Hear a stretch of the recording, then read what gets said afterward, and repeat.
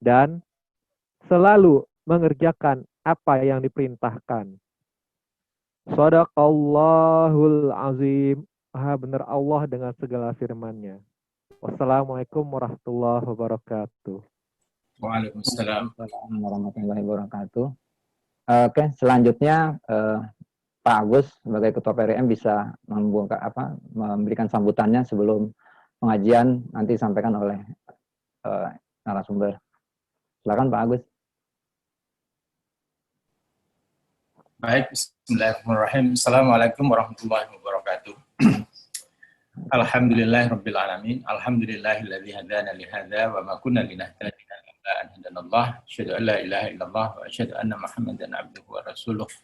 Allahumma shalli ala Muhammadin wa ala alihi wa sahbihi ajma'in. Amma ba'du. Segala puji bagi Allah seluruh sekalian alam. Alhamdulillah pada malam hari ini kita mengadakan pengajian bulanan yang kedua kalinya, dan pertama-tama saya mengucapkan terima kasih pada narasumber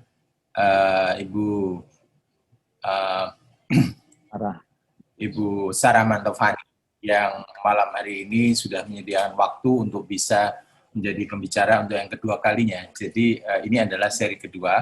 Pada waktu yang bulan lalu kita membicarakan tentang masalah-masalahnya, dan malam hari ini insya Allah beliau akan menyampaikan tentang solusi-solusinya. Jadi maknanya judulnya adalah menangani kejahatan seksual sejak dini pada buah hati. Bapak-bapak, ibu-ibu sekalian, yang kedua terima kasih pada organizer Koh Nugon dan Mas Herman dan juga teman-teman sekalian di pengurus atau pimpinan ranting istimewa Muhammadiyah Jenderal Sudirman. Seperti kita ketahui, ini kita baru ada kepengurusan ini adalah pengurusan yang baru. Jadi meskipun sudah berjalan lebih dari 1 tahun, tapi karena kondisi COVID, jadi kita baru diresmikan dan dilantik pada 13 Desember kemarin. Jadi alhamdulillah kepengurusan Muhammadiyah Ranting Istimewa Jenderal Sudirman ini bisa mengadakan kegiatan. Mudah-mudahan kegiatan-kegiatan ini akan makin aktif dan menghasilkan atau kurang lebih dikenal sebagai segitiga emas Jakarta. Jadi alhamdulillah ini kita kumpul dan semua para hadirin semua yang sudah ikut mendaftar. Kalau misalnya kebetulan bekerja di kawasan Jenderal Sudirman, kami persilahkan untuk menghubungi kami untuk menjadi memperkuat anggota dari Muhammadiyah Ranting Istimewa Jenderal Sudirman ini. Dan tema-tema utama yang akan kami angkat dalam dakwah di kawasan ini adalah tema-tema urban profesional. Jadi urban profesional itu antara lain adalah masalah-masalah yang akan kita bahas pada malam hari ini. Jadi masalah-masalah orang perkotaan, yang dialami misalnya juga tentang halal lifestyle, misalnya begitu, juga halal fashion, kemudian tentang halal investment, dan lain sebagainya. Jadi kita akan menggarap masalah-masalah itu, insya Allah nanti dari waktu ke waktu, anggota pengajian ini akan diberi informasi tentang kegiatan apa lagi. Insya Allah bulan depan kita akan membahas masalah ekonomi dan Islamic finance gitu. Dan nanti waktunya akan kami informasikan. Bapak Ibu sekalian, untuk tidak memperpanjang waktu, mungkin sudah tidak sabar menunggu Ibu Sarah untuk menjelaskan. Jadi saya akhiri sambutan saya sekali lagi pada semua hadirin, terima kasih atas waktunya dan bisa ikut berpartisipasi dalam diskusi pengajian kita pada malam hari ini, dan mudah-mudahan akan menjadi anggota yang lebih aktif di kemudian hari. Terima kasih. Billahi taufiq wal hidayah. Nasrun minallah wa fathun qarib. Wassalamualaikum warahmatullahi wabarakatuh. Saya kembalikan pada Mas Herman, MC. Ya. Oke. Terima kasih Pak Agus atas sambutannya. Untuk mempersingkat, Mungkin kita bisa langsung ke narasumber Ibu Sarah Mantovani untuk menyampaikan kajiannya. Silakan Bu Sarah. Ya, Assalamualaikum warahmatullahi wabarakatuh. Suara saya terdengar kan ya, Bapak-bapak, Ibu-ibu, Jelas. Jelas, Bu. adik-adik dan kakak-kakak Mas. sekalian? Jelas ya, Alhamdulillah. Ya, pada kajian November lalu, saya sudah menyampaikan terkait tentang pengenalan apa itu kejahatan seksual, terus kemudian penyebabnya apa, terus kemudian bagaimana ciri-ciri anak yang menjadi korban kejahatan seksual, terus kemudian apalagi ya Pak Harman, kemarin itu November kita bahas apa aja ya, atau Pak Nugon mungkin masih ingat? Kita bahasnya pertama Mereview? apa? Lebih ke gejala dulu ya. Definisi dulu Tanda-tanda. kejahatan seksual. Ya. Gejala, Kemudian, iya, indikasi betul. ya setelah itu ada statistik apa kasus-kasus. Iya, Kita kasus-kasus. punya utang betul. nih pengurus. Kemarin kan sih ada penayangan video, belum sempat. Iya. Oh iya, betul. Banyak pertanyaan terkait penanganan, konsultasi ke siapa, kata di full. Nah, dibahasnya sekarang. Sekarang. Betul.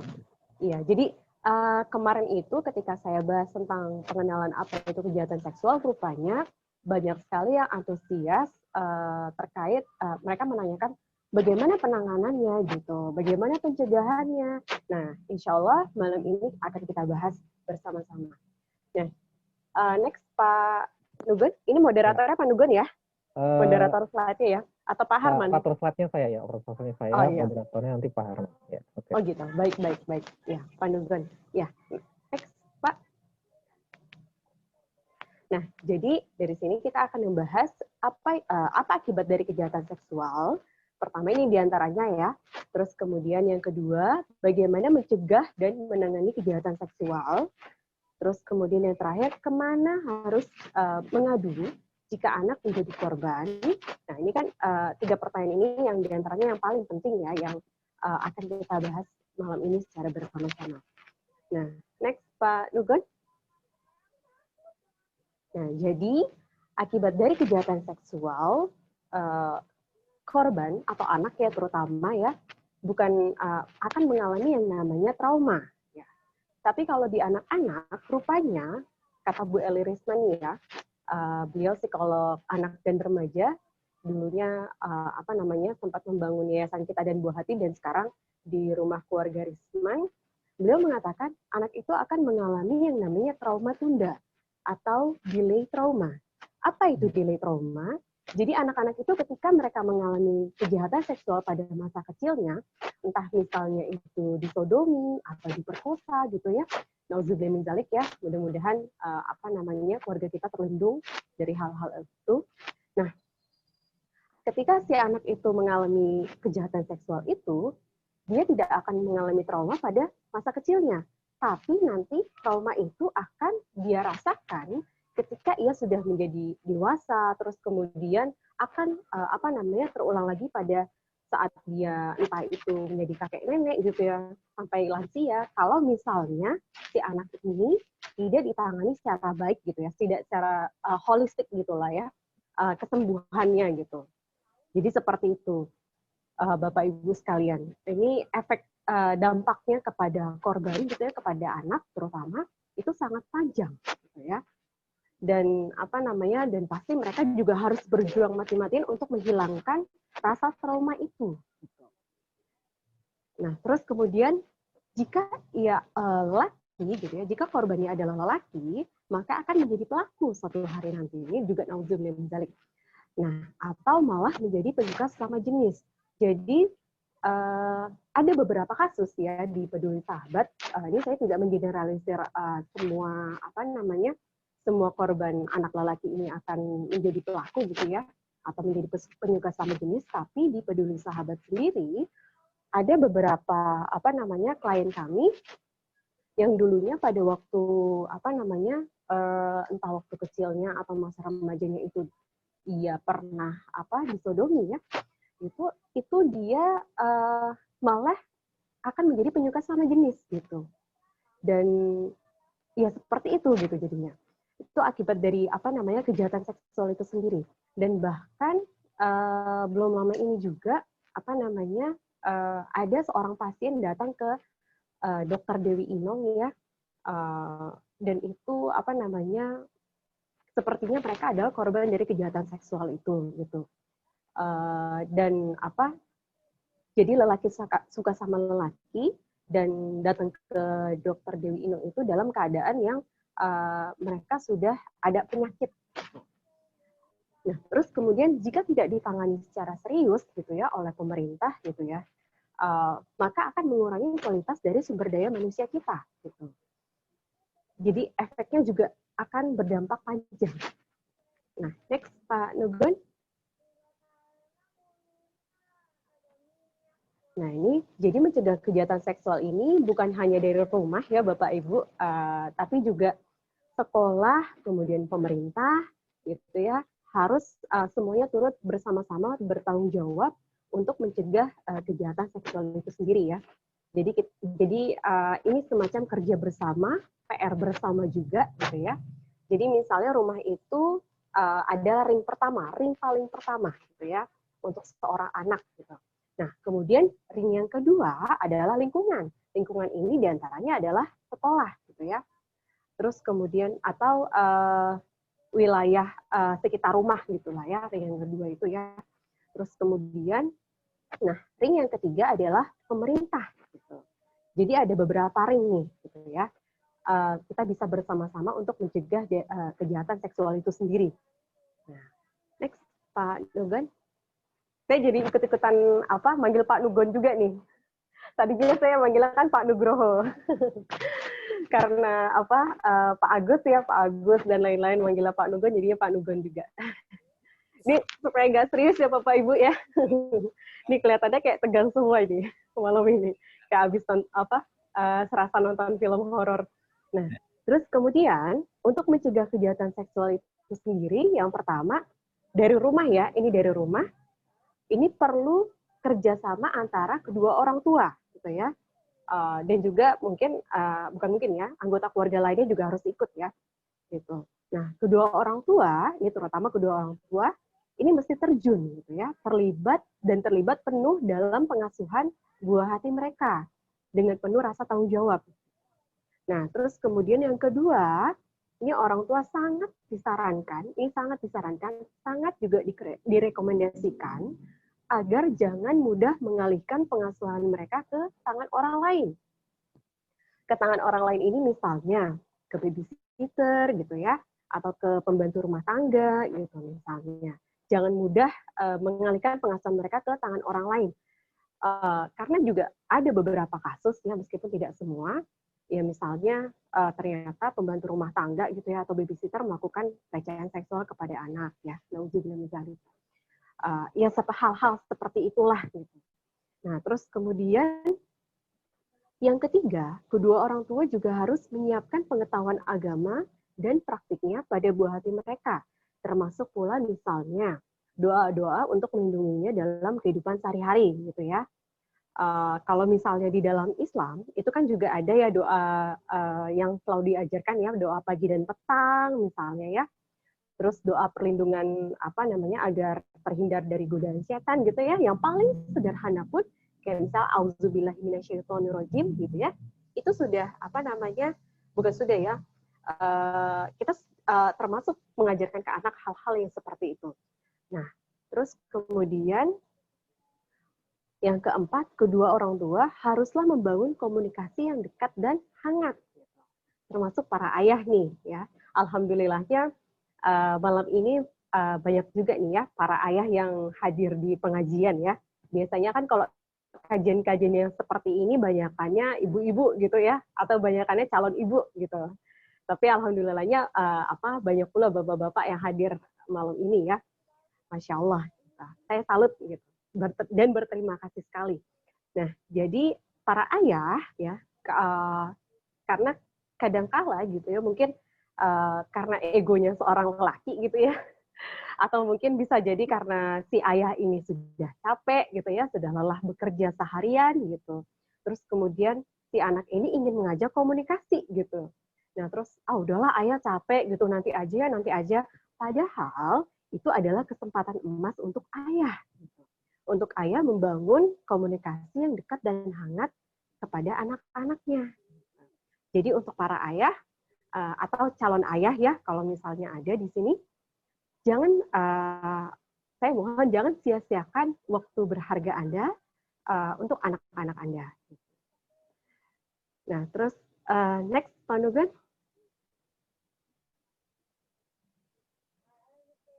Nah, ini termasuk dalam pandangan Islam, gitu. Jadi pencegahan kejahatan seksual ya dalam pandangan Islam. Nah, yang pertama adalah tanamkan rasa takut kepada Allah. Jadi kalau misalnya si anak itu sudah ada rasa takutnya gitu ya kepada Allah, maka itu akan menjadi filter buat dia. Gitu. Jadi insya Allah Allah itu akan menjaganya. Terus kemudian yang kedua adalah ajarkan rasa malu. Misalnya salah satu kayak kemarin saya bahas itu ya, salah satu akibat dari sebab dari kejahatan seksual itu sendiri adalah pornografi ya, salah satunya.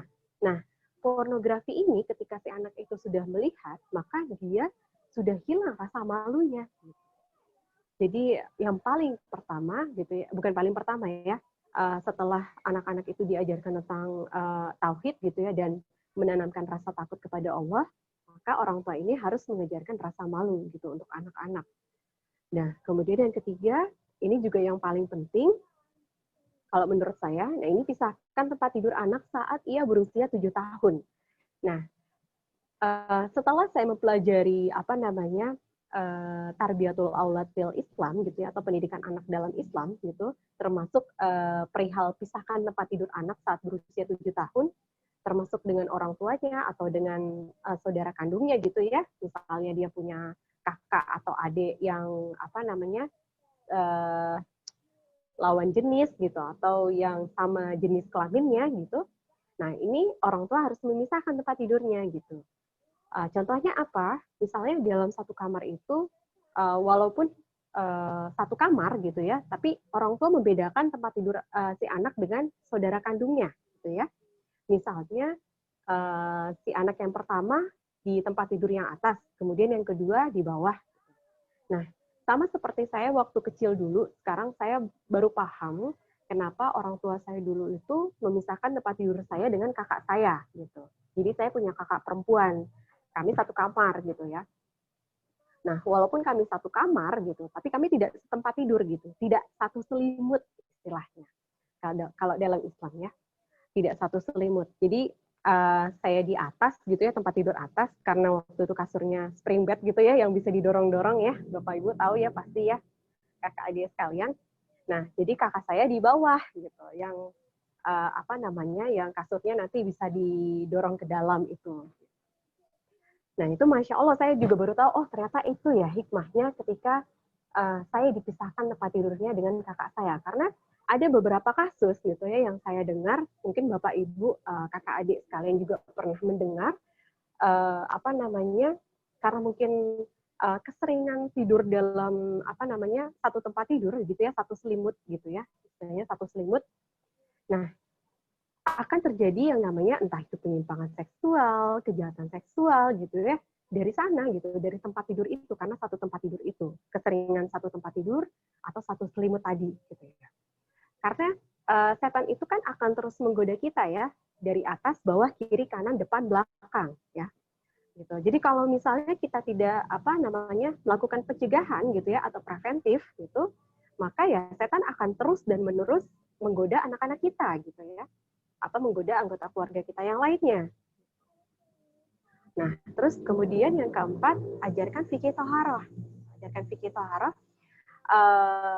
Dulu waktu saya pertama kali tahu yang namanya balik ya, itu saya mungkin karena orang tua dulu belum punya ilmunya gitu ya, jadi saya harus belajar sendiri itu fikih thaharah gitu ya, harus mencari sendiri gitu bagaimana mandi besar itu, kemudian apa sih kayak misalnya mimpi basah itu ya misalnya.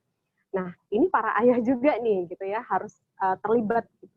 Maksudnya harus terlibat untuk mengajarkan fikih thaharah ini terutama kepada anak-anak laki-laki Jadi ketika mereka sudah balik, mereka itu sudah ditanamkan tanggung jawab. Nah, kamu sekarang sudah beranjak dewasa. Kamu tanggung jawabnya seperti ini dan seperti ini.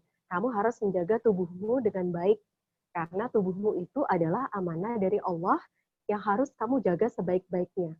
Jadi nggak boleh sembarangan, misalnya nggak boleh sembarangan disentuh, nggak boleh sembarangan membuka aurat yang bukan muhrimnya, misalnya kalau dalam Islam ya.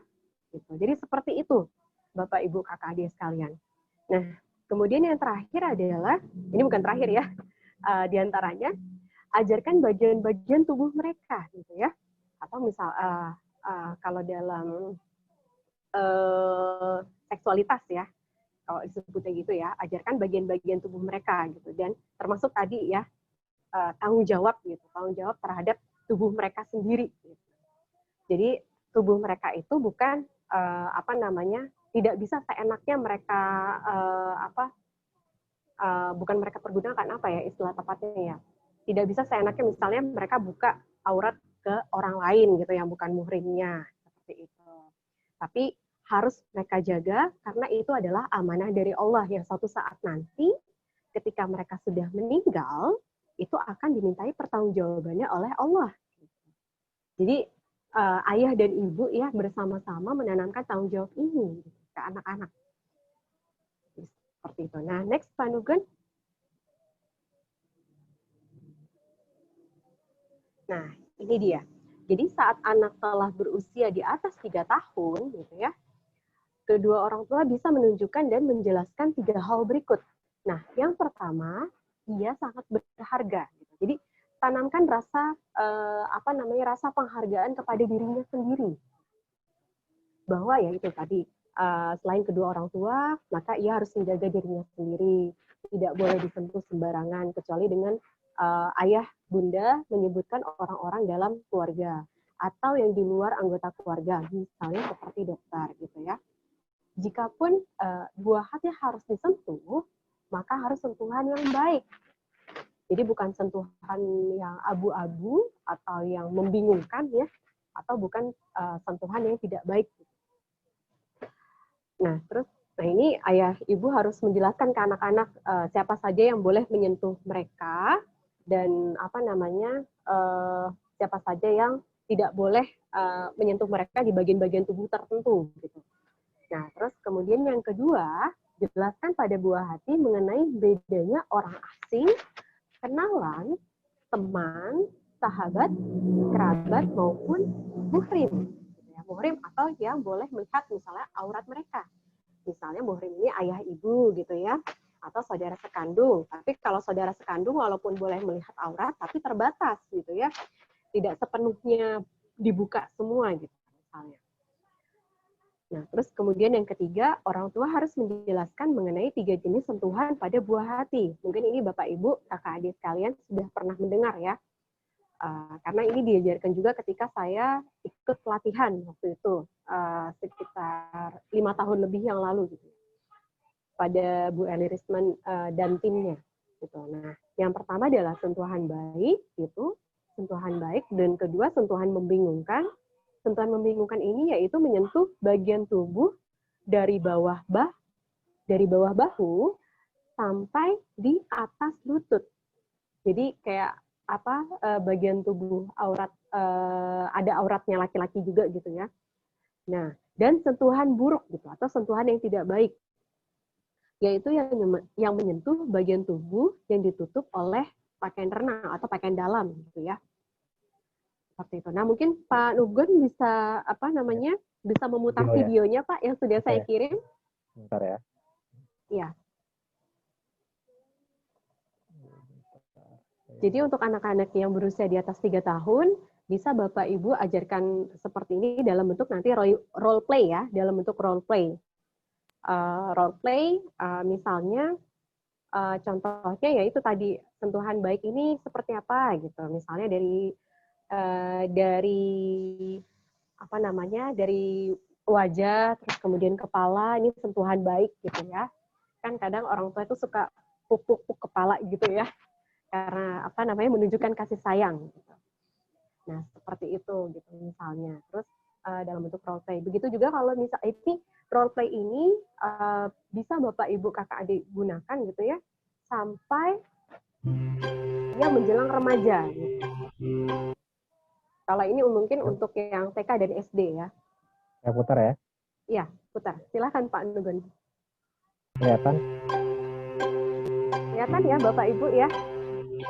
Kakak adik sekalian. Sentuhan boleh, sentuhan boleh, kepala, tangan, kaki. Karena sayang, karena sayang, karena sayang.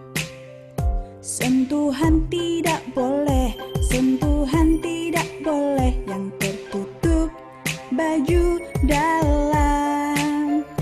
Hanya diriku yang boleh menyentuh.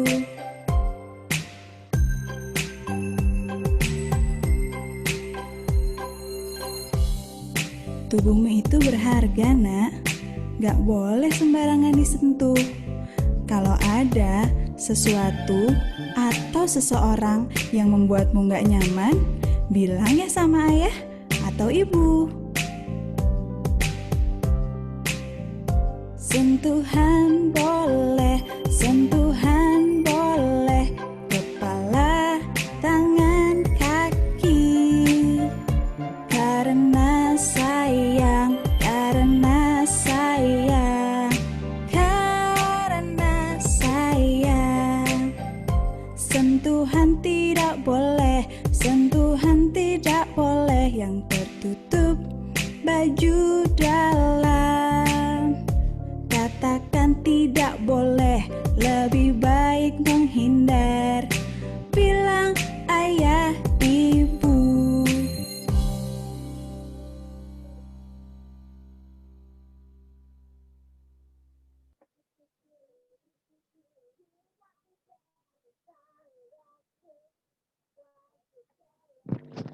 Bu Sarah masih di mute itu suaranya. Subhanallah, mohon maaf Pak. Iya, terima kasih Pak. Pak Harman, ya Pak Harman. Saya kok sampai lupa ya, subhanallah. Ya, terima kasih Pak Harman, Pak Nugon. Ya, jadi Pak Nugon mungkin bisa satu lagi video bahaya pornografi. Oke.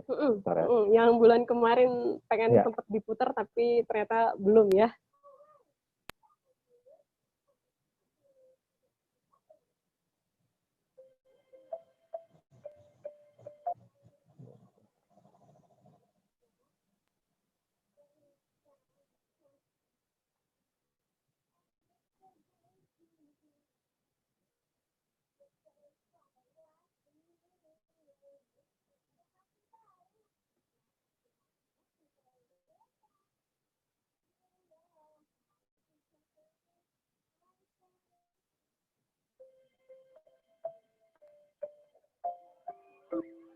Pernahkah terbayangkan di masa depan nanti, anak-anak ini akan mengisi semua posisi penting di negeri ini?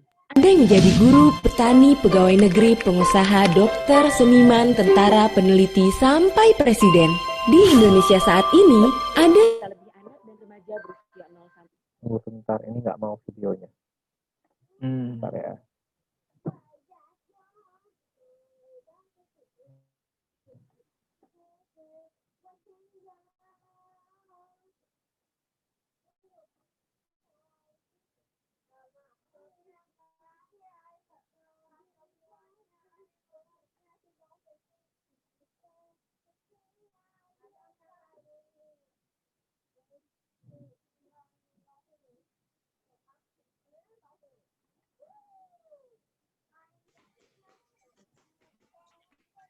Ibu beli makan.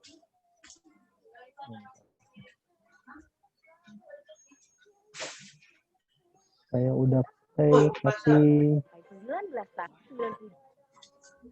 Belum bisa tampil ya? iya, ntar dulu. Ini nggak tahu kenapa video kedua nggak kayak video pertama, nggak mau di-share. Oh gitu. Baru ya, sebentar. Saya waktu.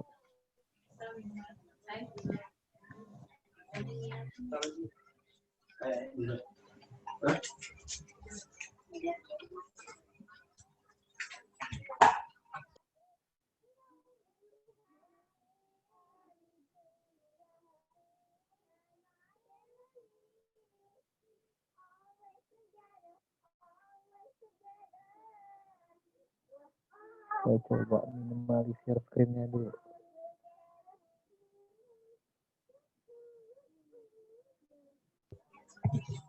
Saya bantu kok.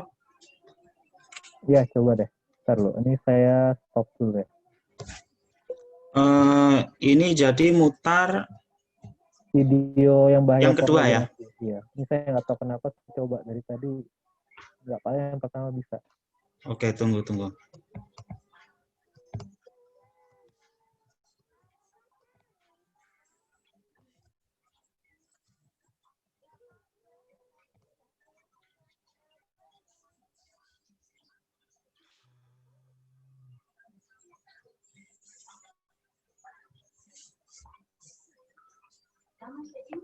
iPod.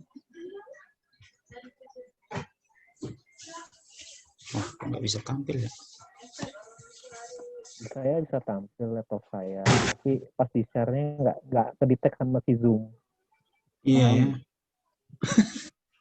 Saya coba ya. Yang bahaya pornografi. Iya.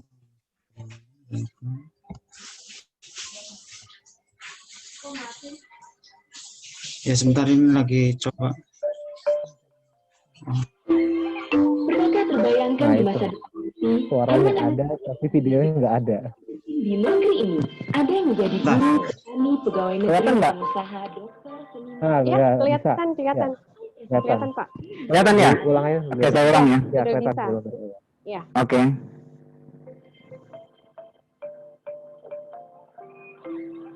Pernahkah terbayangkan di masa depan nanti, anak-anak ini akan mengisi semua posisi penting di negeri ini? Ada yang menjadi guru, petani, pegawai negeri, pengusaha, dokter, seniman, tentara, peneliti, sampai presiden. Di Indonesia saat ini, ada 90 juta lebih anak dan remaja berusia 0 sampai 19 tahun. Mereka adalah digital native atau penduduk dunia digital, yaitu generasi yang sejak kecil sudah terbiasa dengan kecanggihan teknologi digital. Namun, kondisi umum anak dan remaja tersebut saat ini dalam kondisi memprihatinkan. Mereka blast, hidup mereka membosankan, mereka kesepian, mereka memendam amarah dan rasa takut, mereka tertekan dan lelah dengan keadaannya. Mengapa? Karena mereka dipaksa mampu baca tulis hitung sejak usia sangat kecil. Perhatian orang tua hanya pada pelajaran semata. Beban pelajaran sangat berat, belum lagi jika mengalami kekerasan di sekolah. Ia kesepian, tidak tahu harus curhat pada siapa. Wajar bila anak merasa stres. Akhirnya, ia mencari kegiatan yang membuatnya senang. Dan kebanyakan dari mereka menghabiskan waktu dengan handphonenya. Handphone telah menjadi orang tua pengganti bagi mereka. Rata-rata mereka memakai handphone 9 jam per hari. Melihat isi dunia internet yang baik maupun yang buruk dan tidak terbatas jumlahnya, di antaranya juga ada gambar, tulisan, atau video yang sengaja disebarkan oleh pebisnis pornografi. Menurut ahli terapi kecanduan pornografi, Mark D. Castleman, pebisnis pornografi mengincar anak-anak blast sebagai target utama bisnis mereka. Saat belum ada internet, pornografi ibarat makanan beracun. Kita hanya akan keracunan jika memakannya. Tapi kini, internet menjadikan pornografi seperti virus yang dapat bergerak dan memperbanyak diri tanpa terkendali, sehingga dapat menyerang dari segala arah. Mark benar, terbukti dari penelitian Yayasan Kita dan Buah Hati pada tahun 2014, 92 dari 100 anak kelas 4, 5, dan 6 SD telah melihat pornografi. Kita mengira anak akan cepat lupa apa yang dilihatnya. Padahal otak mereka seperti spons. Mereka mampu mengingat apa yang mereka lihat walaupun hanya sekilas. Sayangnya, bagian otak anak yang mampu membedakan baik dan buruk belum berkembang sempurna. Akibatnya, anak menganggap apa yang dilihatnya sebagai suatu hal yang wajar, tidak tahu mana yang pantas ditiru dan mana yang diabaikan. Maka, ketika melihat pornografi, anak juga akan cenderung meniru. Fungsi pertimbangan yang belum sempurna membuat anak melakukan segala sesuatu berdasarkan keinginan belaka. Inilah sebabnya pornografi internet menjadi jauh lebih bahaya. Sadarkah bahwa anak kita adalah target pebisnis pornografi? Apa kita tahu apa saja yang terjadi dalam hidup anak kita? Keringnya hubungan orang tua dan anak, orang tua kurang sensitif terhadap pornografi, dan kebiasaan orang dewasa yang menganggap pornografi sebagai humor adalah situasi yang sebenarnya sangat membahayakan bagi anak.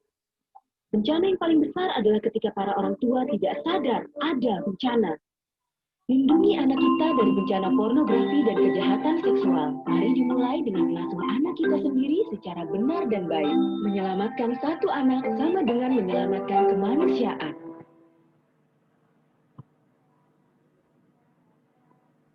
Ya, terima kasih Pak Widya ya tadi ya, apa Pak Harman yang memutar videonya? Udah Harman. Arman. Oh, Pak Harman. Iya, terima kasih Pak Harman. Oke, Masya saya Allah. balik Ya, ke tadi PowerPoint lagi. tagline-nya ya, menyelamatkan satu anak sama dengan apa tadi? Menyelamatkan kemanusiaan. Ya. Nah, ini ya hal yang paling penting.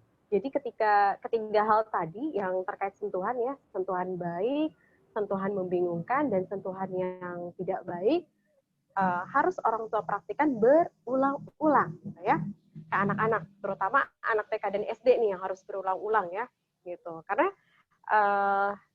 tidak hanya agar mereka paham, tapi juga mereka ingat gitu. Tadi seperti di video ya, bahwa otak anak itu seperti spons, gitu ya, bahwa mereka menyerap apa yang mereka lihat, apa yang mereka dengar, dan apa yang mereka rasakan. Gitu. Jadi agar buah hati paham dan ingat tadi ya. Jadi bisa dipraktekkan hingga mereka jelang remaja gitu. Dan dipraktekannya ini bisa dengan berbagai macam cara. Salah satunya tadi saya sudah sebutkan dengan role play. Gitu. Nah, terus kemudian tidak hanya itu, mereka juga harus diajarkan bagaimana bereaksi terhadap sentuhan yang membingungkan dan sentuhan yang tidak baik atau sentuhan buruk ya. Gitu. Jadi misalnya ketika Bapak Ibu sedang mengajarkan itu, misalnya Bapak Ibu bertanya kepada anak gitu ya, kalau misalnya ada orang asing memegang kamu seperti ini, apa yang akan kamu lakukan? Misalnya seperti itu ya, itu satu contoh aja ya. Nah, ini termasuk menjawab pertanyaan kemarin ketika ada seorang ibu ya, bagaimana caranya membekali anak sebelum ia masuk ke pondok pesantren, karena ada yang namanya budaya mairil itu tadi ya, dan dan itu ada saya nggak tahu seberapa banyak di pesantren karena saya sendiri juga bukan alumni pondok pesantren gitu, tapi ada yang seperti itu gitu. Nah terus kemudian anak berusia di atas 7 tahun maka mereka wajib diperkenalkan mengenai pelecehan seksual itu tadi ya, mengenai pelecehan seksual. Nah, terus kemudian kekerasan seksual itu atau kejahatan seksual dan perkosaan dengan menggunakan kata-kata yang sesuai dengan usia mereka. Gitu. Nah, terus kemudian anak harus diajarkan bahwa mereka boleh berbohong pada pelaku, gitu ya. Misalnya berteriak dan jangan pernah takut melaporkan pada orang tua atau orang dewasa yang mereka percayai. Contohnya misalnya guru, gitu ya.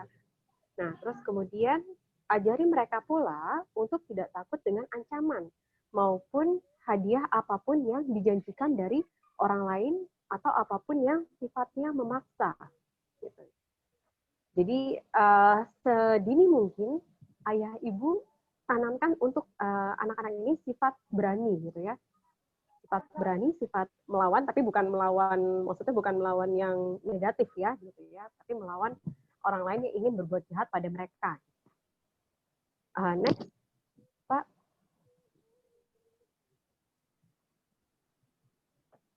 Kalau misalnya untuk yang remaja dan dewasa, itu lebih mudah lagi. Maksudnya misalnya Bapak, Ibu, atau kakak adik sekalian misalnya bisa mengajak mereka berdiskusi gitu ya, atau bicara dari hati ke hati, misalnya saat makan, saat santai gitu ya.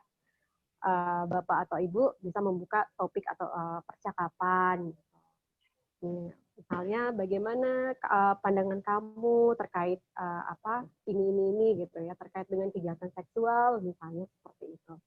Itu untuk yang sudah jelang dewasa ya, untuk misalnya SMP, SMA dan ke atas. Nah, terus kemudian sekolah atau pesantren menyeleksi para guru atau ustadz yang akan mengajar. Jadi sekolah juga turut nih. Nah ini ring yang kedua tadi ya, kan ring yang paling pertama itu adalah di rumah ya, terutama kedua orang tua ya. Nah ini kemudian yang ring yang kedua adalah sekolah. Sekolah atau pesantren menyeleksi para guru atau ustadz yang akan mengajar. Bagaimana caranya? Bisa memanggil psikolog gitu ya. Nah ini yang terkait penyeleksiannya sendiri nanti psikolog yang akan tahu gitu. Bagaimana misalnya ciri-ciri orang ini suatu saat dia akan misalnya ada potensi gitu ya, bukan ingin berbuat jahat, enggak, ada potensi ke arah sana gitu. Misalnya gitu. Nah ini nanti ada pencegahannya dari sana gitu, dari misalnya dari sekolah, dari psikolog itu. Ketika misalnya sekolah bekerja sama dengan psikolog. Nah terus kemudian yang kedua, sekolah berbasis asrama atau pesantren ini memisahkan tempat tidur maupun kamar mandi. Saya banyak juga mendengar bahwa di dalam pesantren itu ya tempat tidur itu tidak dipisah gitu ya. Jadi semuanya satu selimut gitu ya. Ada yang seperti itu. Saya nggak tahu seberapa banyak gitu ya pesantren kita itu apakah tempat tidurnya dipisah atau enggak. Tapi ya saya banyak mendengar gitu lah ya kasus-kasus terjadinya penyimpangan seksual itu tadi ya, karena itu tadi salah satunya karena satu selimut itu, sering satu selimut atau sering satu tempat tidur. Nah terus kemudian yang ketiga, sekolah atau pesantren itu mengedukasi terkait bahaya kejahatan seksual sesuai dengan usia mereka. Kalau misalnya mereka sudah remaja atau jelang dewasa, itu akan insya Allah akan lebih mudah lagi gitu. Maksudnya mereka untuk paham gitu ya, ketimbang yang masih TK atau SD. Nah, next. Pak Harman apa Panugon nih yang sekarang? Panugon ya, masih Panugon. Iya, siap. Nah, ini pemerintah ya. Jadi pemerintah ini sudah sebenarnya di ring ketiga ya, pemerintah sudah mencanangkan desa atau kelurahan model bebas pornografi. Karena tadi yang seperti sudah saya sampaikan, pornografi ini menjadi salah satu sebab dari kejahatan seksual gitu ya. Nah, ini seperti yang saya kutip dari Antara News, jadi berdasarkan telaah yang dilakukan Kementerian Pemberdayaan Perempuan, gitu ya. Jadi salah satu muara tindak kekerasan seksual atau kejahatan seksual terhadap anak adalah penyebar luasan muatan-muatan pornografi di internet. Nah, ini sudah diakui sendiri oleh pemerintah, gitu. Terus kemudian next. Jadi pemerintah untuk mencegah kejahatan seksual itu tadi adalah dengan mencanangkan tahun lalu ya, bukan tahun lalu, 2019 lah ya, 1 tahun lebih yang lalu, sudah mencanangkan desa atau kelurahan yang bebas pornografi. Nah, terus kemudian ini, yang tahun ini ya, jadi pada waktu itu ada kasus anggota P2TP2A yang melakukan pelecehan seksual anak di Lampung. Jadi menterinya sendiri yang bilang langsung, yang mengancam akan menghukum kebiri. Nah sebenarnya pemerintah kita melalui Presiden Pak Jokowi ya sudah menekan yang namanya hukuman kebiri gitu untuk mereka yang melakukan kejahatan seksual. Tapi nggak tahu nih nanti gimana kelanjutannya gitu ya, karena ternyata kalau menurut Komnas HAM gitu ya, atau mungkin menurut mereka yang kontra dengan hukuman kebiri, itu dianggapnya hukuman kebiri ini adalah melanggar hak asasi manusia. Gitu. Sedangkan kalau menurut saya hukuman penjara itu tidak cukup untuk menghukum si pelaku. Jadi tidak cukup membuat ia jera gitu, belum tentu membuat ia jera. Seperti itu. Nah, ini ada di pasal 81 ayat 3 sampai dengan pasal 81 ayat 7 Undang-Undang Nomor 17 Tahun 2016 tentang penetapan peraturan pemerintah Nomor 1 Tahun 2016 tentang perubahan kedua atas Undang-Undang Nomor 23 Tahun 2002 tentang perlindungan anak menjadi undang-undang. Jadi menyatakan bahwa jika pelaku merupakan aparat yang menangani perlindungan anak, maka ancaman pidananya diperberat ditambah 1/3 ancaman pidananya dari ancaman pidananya atau maksimal 20 tahun, bahkan sampai yang dapat dikenai pidana tambahan berupa pengumuman identitas pelaku, tindakan berupa kebiri kimia, dan pemasangan alat pendeteksi elektronik. Saya kurang tahu kalau alat pendeteksi elektronik ini seperti apa. Jadi seperti itu kalau dari pemerintah sendiri ya, dari pemerintah kita. Nah, next. Nugun. Nah, ini sekarang kita terkait dengan penanganan korban ya. Jadi ini semacam pembekalan ya. Jadi ini kajian rasa pelatihan ya Bapak-bapak, Ibu-ibu ya. Nah, yang pertama adalah identifikasi jenis kejahatan yang dialami si korban gitu, atau yang dialami si anak, dengan mengenali tanda-tanda yang muncul atau tampak, apakah itu dari fisik, psikis, maupun seksualnya. Gitu. Nah, kedua, lakukan pertolongan segera dengan berpedoman pada prinsip mendahulukan keselamatan buah hati atau mendahulukan keselamatan anak gitu ya, atau si korban, baik secara fisik, psikis maupun seksual. Nah, terus kemudian yang ketiga, laporkan ke kepolisian jika orang tua merasa yakin bahwa kasusnya akan dilanjutkan. Gitu. Jadi istilahnya kayak kita sekarang nih, kalau misalnya ada kerabat atau tetangga yang terkena kejahatan seksual gitu ya, menjadi korban kejahatan seksual gitu ya. Nah, terus next Pak Nugan.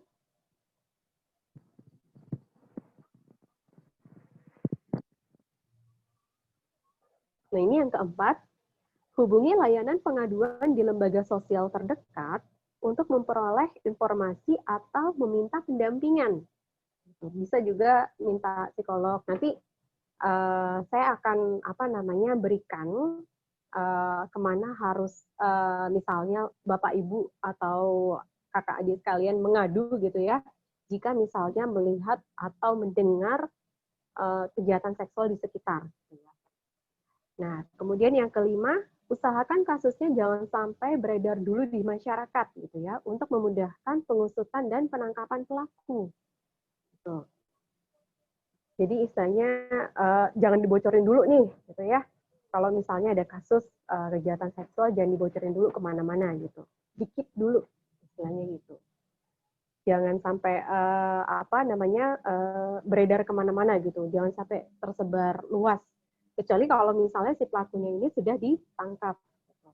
Nah, terus kemudian yang keenam, hendaknya orang tua melakukan semua pertolongan pertama dengan tetap bersikap tenang, tidak panik, dan tidak melibatkan emosi. Ya, kita tahu ya bagaimana perasaan orang tua ya ketika misalnya anaknya menjadi korban kejahatan seksual. Itu pasti sangat marah, sangat sedih gitu ya, tertekan gitu ya. Istilahnya boleh gitu ya.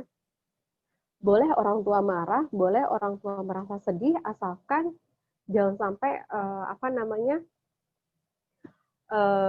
itu nantinya akan berdampak negatif gitu.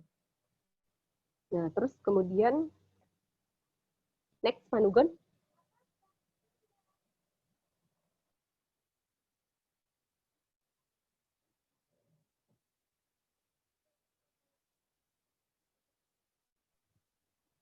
Nah, ini kemana harus Bapak Ibu kakak adik sekalian mengadu? Bisa yang pertama ke Yayasan Peduli Sahabat gitu ya. Jadi kita bukan hanya menangani terkait dengan mendampingi mereka yang terlibat suka sesama jenis gitu, tapi juga yang terkait dengan kejahatan seksual, terus kemudian kecanduan pornografi, kecanduan game atau gawai gitu ya, itu juga ditangani oleh Yayasan Peduli Sahabat. Jadi kita mendampingi hal-hal yang seperti itu. Nah, kalau misalnya di Yayasan Peduli Sahabat ini tidak bisa ditangani gitu ya, kami tidak bisa menangani, biasanya kami akan merekomendasikan psikolog atau psikiater gitu, yang lebih ahli gitu. Jadi istilahnya seperti itu. Nah, terus next Pak Nugan. Nah, ini ada rumah konseling. Jadi ini didirikan oleh psikolog Pak Muhammad Iqbal. Mungkin ada yang sudah pernah mendengar nama beliau ya. dengan bersama istrinya ya, Mbak Zizi atau Mbak Isma Fauzia. Nah ini deket nih dengan rumahnya. Kalau Pak Agus rumahnya di Pamulang ya. Kalau misalnya rumahnya di Pamulang deket nih berarti dengan apa namanya rumah konseling. Gitu. Jadi ya, jadi lokasi apa namanya rumah konseling ini ada di Tangerang Selatan gitu. Nanti Bapak Ibu bisa mencatat alamatnya dan juga nomor teleponnya ya, dan juga ada email juga di situ gitu. Mereka juga ada apa namanya konseling gratis gitu. Tapi apa namanya nanti bisa dikontak lebih lanjut konseling gratisnya itu seperti apa dan bagaimana. Dan untuk siapa saja gitu konseling gratis tersebut. Karena kalau untuk mereka yang tidak mampu gitu itu bisa konseling gratis. Jadi seperti itu. Salah satunya ya. Terus kemudian next.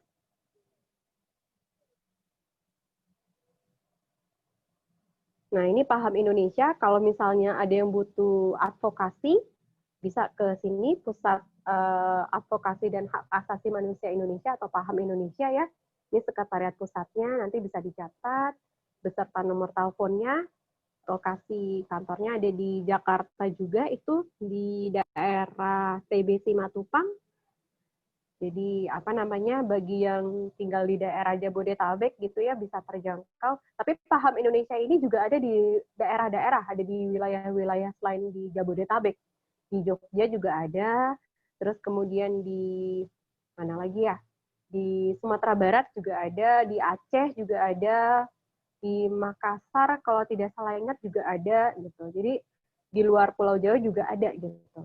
Paham Indonesia ini. Gitu. Jadi kalau misalnya Bapak Ibu butuh pertolongan yang terkait dengan advokasi, gitu, nanti bisa ke Paham Indonesia ini salah satunya. Nah, terus next. Nah, ini psikolog ya.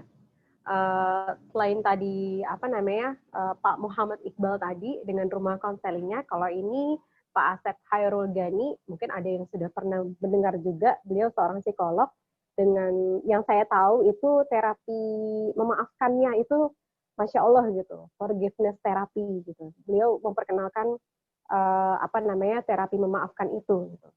Nah ini mungkin bisa untuk korban-korban kejahatan seksual gitu ya. Nanti bisa ke beliau juga gitu, salah satunya Pak Asep Hairul Gani ini. Nah itu ada kontaknya, nanti mungkin bisa dicatat ya sama Bapak Ibu. Nah itu kemana harus Bapak Ibu mengadu kalau misalnya melihat atau mendengar apa namanya ada kejahatan seksual di sekitar. Tadi bisa kontak Yayasan Peduli Sahabat atau bisa kontak Paham Indonesia, rumah konseling, atau juga bisa kontak Pak Asep Hairul Gani. Dan insya Allah ini Bapak Ibu tanggal 15 Januari ini AILA atau Aliansi Cinta Keluarga Indonesia juga akan membuka layanan pendampingan juga. Gitu. Tapi nggak mesti kejahatan seksual juga, tapi problemnya macam-macam yang terkait dengan masalah keluarga gitu ya. Entah itu parenting juga, misalnya. Insya Allah. Nah, next Pak Nugun. Nah ini dari saya sendiri ya, dari pandangan saya sendiri ya. Jadi solusinya adalah kalau untuk pelaku ya ada rehabilitasi dan hukuman kebiri. Jadi aktifkan lagi hukuman kebiri. Jadi seperti itu. Nah hukuman penjara tentu tidak akan membuat pelaku kejahatan seksual kapok gitu, atau jerak ya. Nah buktinya apa? Seorang residivis di Aceh gitu ya, atau mantan tahanan, mantan narapidana ya bahkan malah melakukan pemerkosaan dan sampai membunuh anak korban yang masih kecil gitu. Nah, si korbannya ini lagi hamil waktu itu. Pelakunya korbannya memang bukan anak-anak gitu, tapi itu termasuk kejahatan seksual juga. Nah, tentu harus ada rehabilitasi layaknya pecandu narkoba. Apalagi jika pelaku sudah kecanduan pornografi ya. Salah satu kasusnya itu yang kemarin saya ceritakan, pelaku bernama A yang sudah mencabuli 9 anak ya, itu ya Allah itu astagfirullah lah gitu.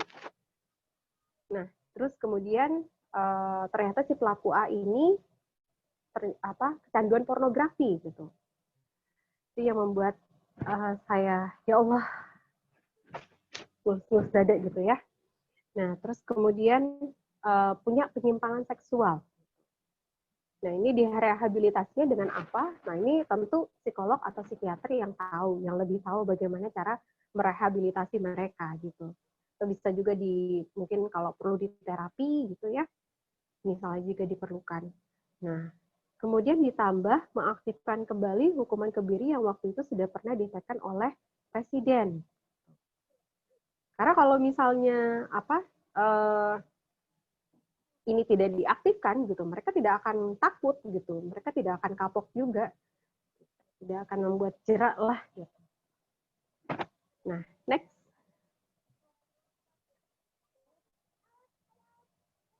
Nah, ini sebagai penutup. Jadi mendidik generasi penerus bangsa itu tidak cukup hanya kedua orang tua, tapi perlu satu desa. Atau kita menyebutnya sekarang satu kampung ya. Jadi mendidik generasi penerus bangsa itu tidak cukup hanya kedua orang tua saja yang mendidik mereka gitu, tapi juga lingkungan, entah lingkungan sekolah, lingkungan rumah, itu juga turut gitu, turut mendidik anak-anak kita juga, turut membentuk anak-anak kita juga menjadi seperti apa dan bagaimana ke depannya. Jadi kalau misalnya jangan sampai, karena biasanya kalau udah di perkotaan itu kan biasanya ada individualisme ya Bapak Ibu ya. Individualisme ini maksudnya yang penting urusan keluarga kita gitu. Keluarga orang lain gak usah diurusin gitu.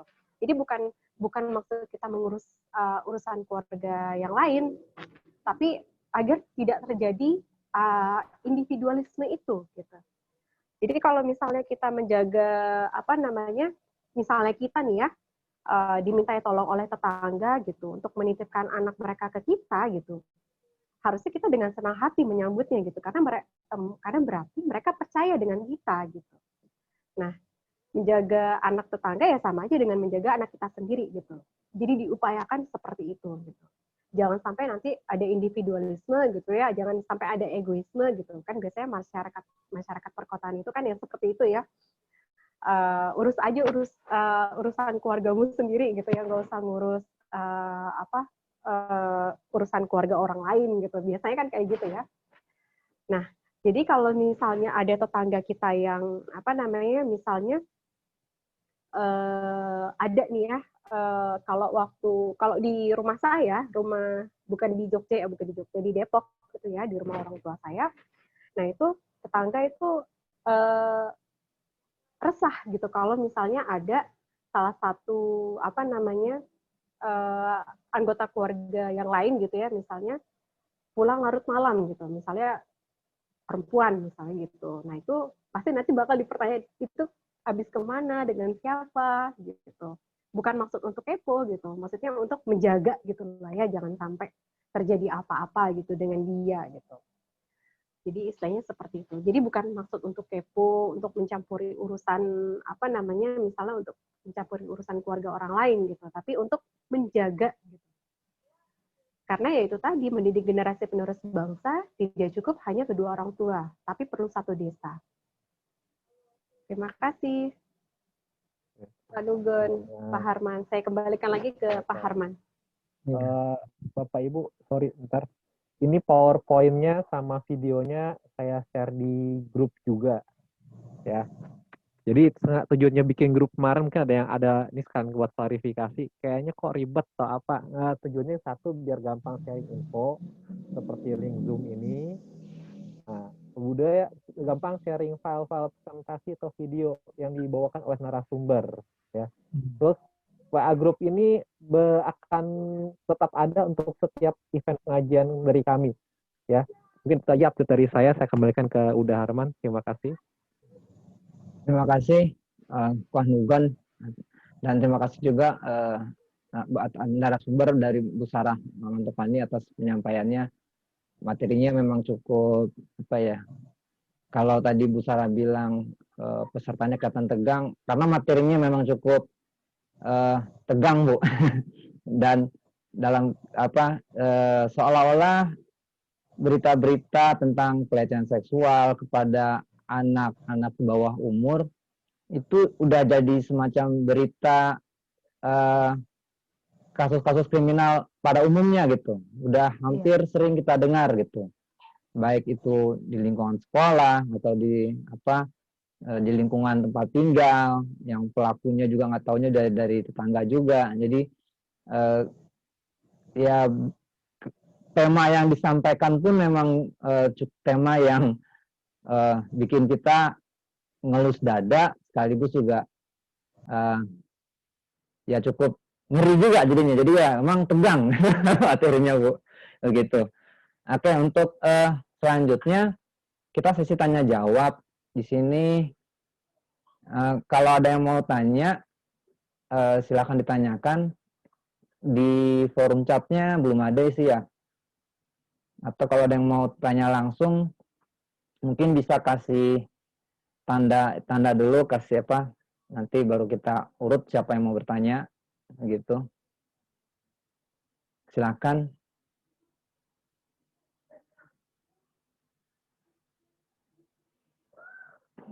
Dan ini tentang tadi penanganan efek jerah, ya sepertinya bukan hanya masalah-masalah pornografi ya Bu Sarah, tetapi juga masalah-masalah lain. Kendalanya itu mesti di HAM gitu. Jadi HAM itu seperti pisau bermata dua gitu. Iya.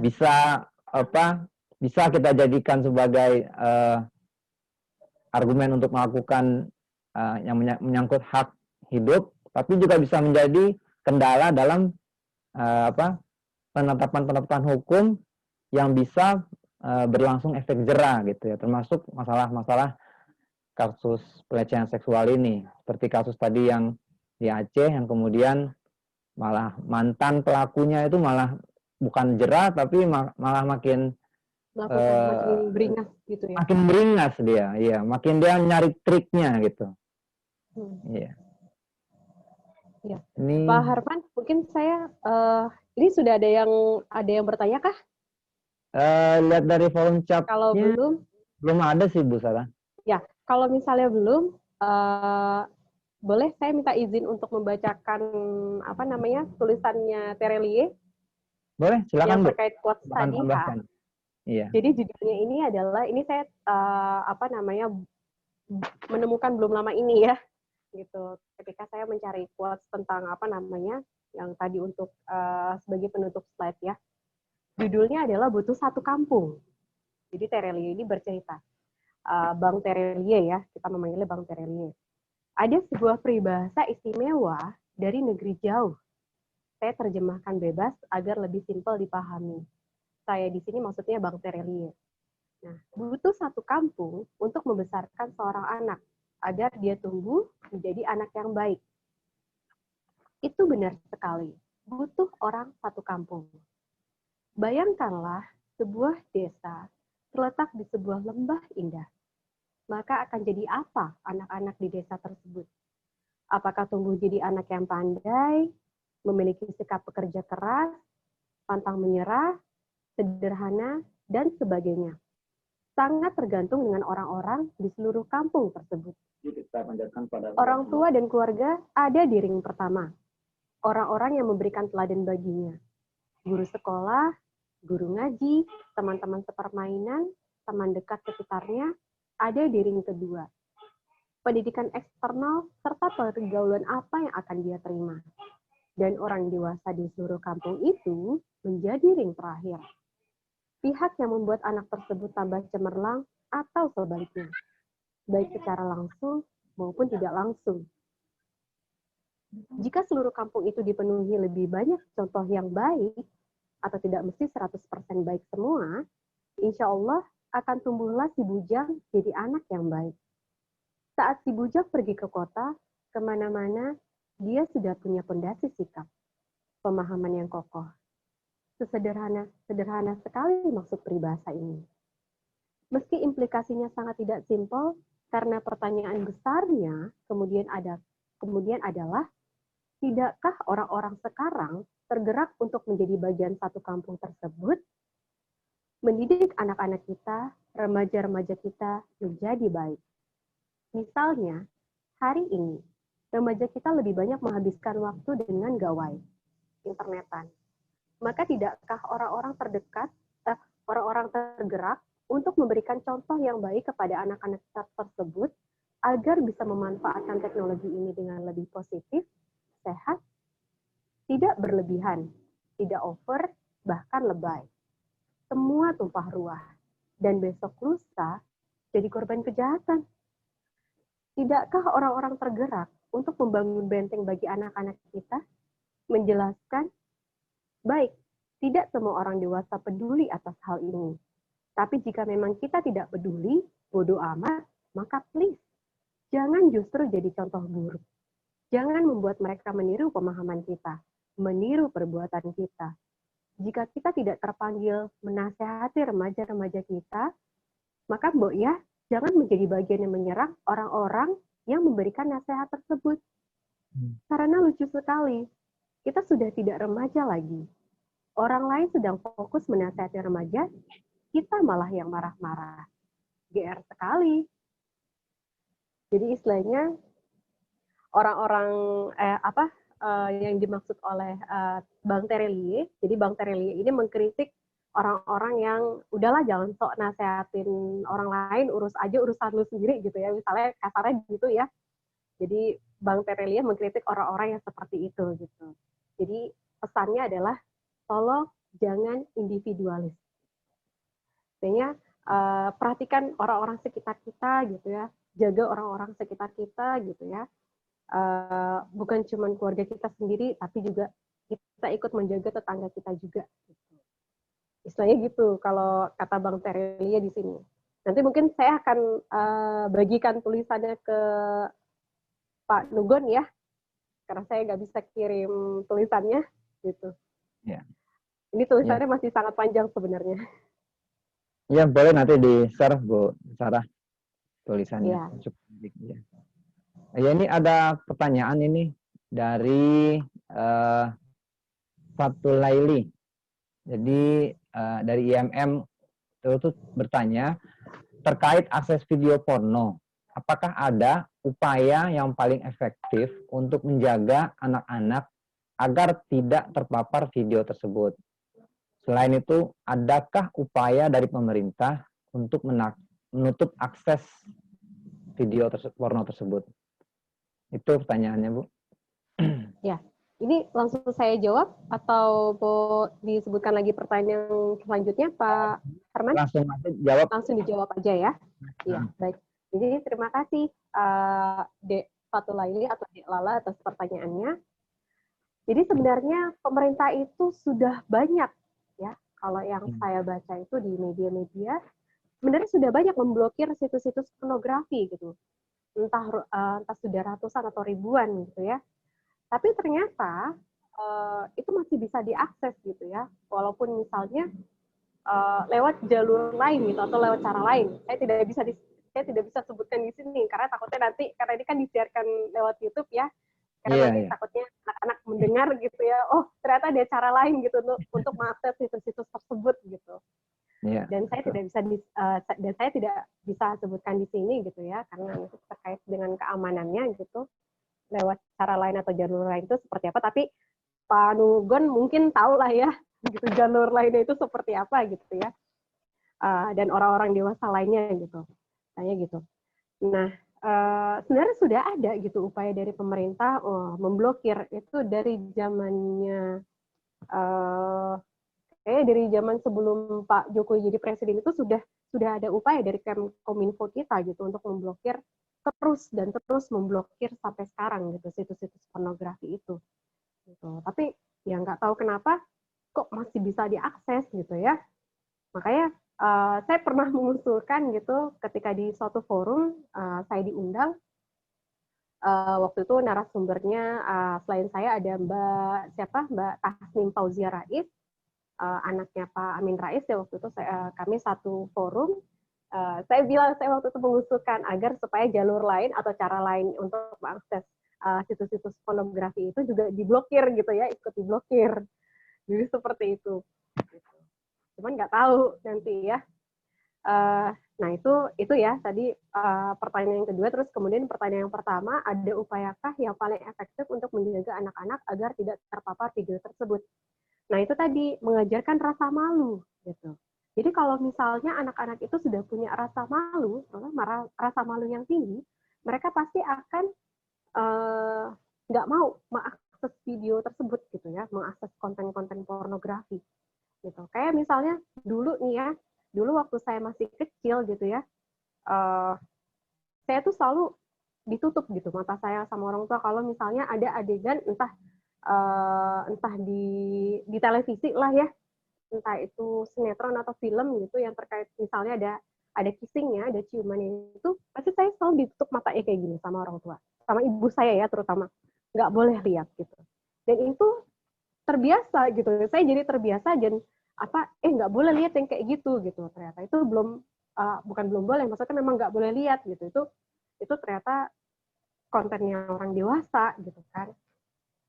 Tapi sekarang coba lihat gitu ya, di film-film bahkan ketika saya pernah menonton salah satu film Disney, boleh nggak ya saya sebut di sini filmnya ya Pak Harwan?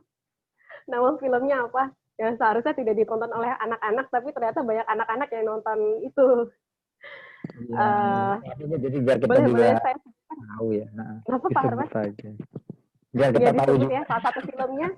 Iya, salah satu filmnya Pak Harman, Pak Nugon itu Aladdin, film Aladdin. Nah, itu film Aladdin kan sama Disney dimanusiakan kan? Dimanusiakan maksudnya pemerannya jadi bukan kartun lagi gitu, tapi manusia beneran gitu. Nah, ternyata di adegan terakhirnya itu ada konten yang seharusnya tidak boleh dilihat oleh anak-anak gitu. Dan ternyata ketika saya menonton itu banyak anak-anak yang nonton itu gitu. Yang seharusnya rating film itu kan remaja ya kalau tidak salah ya 13 tahun ke atas, tapi ternyata banyak anak-anak yang di bawah 13 tahun ke atas menonton itu gitu. Yang intinya gitu. Jadi istilahnya adegan kissing gitu ya, adegan ciuman itu aja kayaknya tuh anak-anak udah terbiasa ngelihatnya gitu. Bukan sesuatu hal yang tabu lagi gitu. Kalau di zaman saya itu masih hal yang sangat tabu gitu, nggak boleh lihat gitu. Kamu nggak boleh lihat itu gitu kan. Itu orang tua saya gitu ya menanamkan itu. Nggak boleh lihat misalnya orang dewasa kissing gitu atau ciuman gitu ya. Nah, sedangkan di film Aladdin gitu ya, mereka kan belum nikah gitu, kok udah ada adegan itu gitu. Jadi seperti itu. Itu salah satunya ya, Dek Fatul Laili ya, atau Dek Lala ya. Jadi menanamkan rasa malu gitu, kalau misalnya si orang tua ini sudah menanamkan rasa malu, nanti dengan sendirinya itu anak-anak akan bisa, bukan bisa memfilter, maksudnya terbiasa gitu. Oh, ini nggak boleh dilihat gitu, ini nggak, orang tua aku melarang ini gitu kan. Nanti dia akan menjadi pengingat bagi anak-anak yang lain. Aku nggak boleh lihat itu gitu, itu terlarang gitu. Banyak kayak gitu ya. Kalau misalnya anak kita berani. Nah, itu di Fatul Laili itu salah satunya tadi tanamkan rasa malu. Nah, terus kemudian ada pertanyaan lagi Pak Harman? Ada ini satu lagi pertanyaan. Ya terkait dengan tontonan itu, kalau kayak Aladdin gitu kan memang film movie gitu ya Bu yang di bioskop ya. Tapi sekarang juga ada film-film kartun yang ditayangkan di TV itu ya, yang kalau kita lihat ya, kalau dulu itu kayak ada film Keluarga Bart Simpson itu kan film anak-anak, tapi kalau kita lihat adegannya adegan dewasa juga gitu lah. Iya, betul. Ada konten kekerasannya juga bahkan. Saya pernah nonton soalnya. Bart Simpson itu. Iya, iya betul. Jadi sebelum, bisa juga gini, sebelum suatu film itu disediakan untuk anak-anak gitu ya, ditonton untuk anak-anak, terlebih dahulu orang tua harus nonton gitu, harus nonton dulu gitu. Jadi udah ada screeningan nih dari orang tua gitu. Jadi ayah ibu harus nonton dulu nih gitu sebelum anak-anak nonton film itu gitu. Jadi gitu. Jadi kalau misalnya ada adegan kekerasannya, udah, maksudnya nggak usah ditonton gitu lah ya, atau adegan dewasa lainnya. Jadi seperti itu. Iya, iya. Iya betul. Kalau yang di TV mungkin kita bisa kendali. Kadang-kadang yang agak di handphone itu juga Bu ya. Nah, Yang iya, apalagi yang di handphone. Yang di handphone kan nggak ada apa sensor ya, nggak ada nggak ada sensor. sensor, betul, betul, betul. Iya, betul. Bahkan sekarang bioskop kita pun juga apa namanya hanya menyensor sedikit, makanya kan setiap film itu kan dikasih rating gitu. Sengaja dikasih rating karena sensor filmnya tuh nggak seperti dulu lagi Pak Harman ternyata.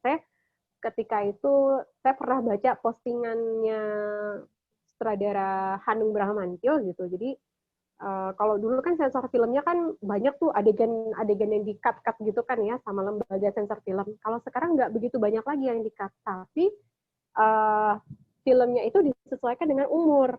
Tapi kan masyarakat kita nggak bisa begitu gitu ya.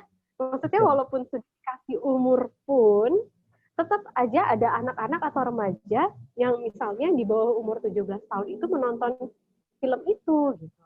Yang seharusnya tidak cocok untuk mereka gitu. Betul. Iya. Iya. Oke. Ini pertanyaan berikutnya datang dari Ibu Riana Siska. Pertanyaannya dari Medan ini. Melihat maraknya kasus kejahatan seksual pada anak, menurut Kak Sarah, apakah efektif jika kita membentuk komunitas-komunitas yang mengedukasi masyarakat tentang bahaya kejahatan seksual?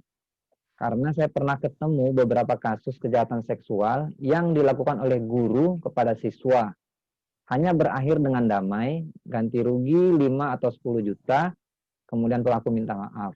Dan anak tidak ditangani dengan baik karena orang tuanya tidak paham bagaimana harus menangani anaknya. Jadi yang seperti saya sampaikan sebelumnya, jadi kasus-kasus pelecehan ini bukan hanya terjadi seperti kayak kasus-kasus maling jemuran aja, maka ada kasusnya itu di lingkungan kita sendiri juga terkadang bahkan di tempat kita menitipkan anak-anak kita di tempat pendidikan itu pun terjadi gitu.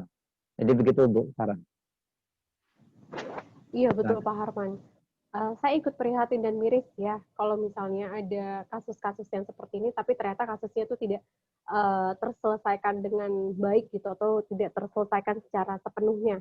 Karena apalagi kalau misalnya ini menimpa anak-anak kita gitu ya yang TK SD gitu ya yang nantinya ya nauzubillah min dzalik, mudah-mudahan nanti dia bisa mendapatkan pemulihan secepatnya gitu, penanganan secepatnya dari psikolog.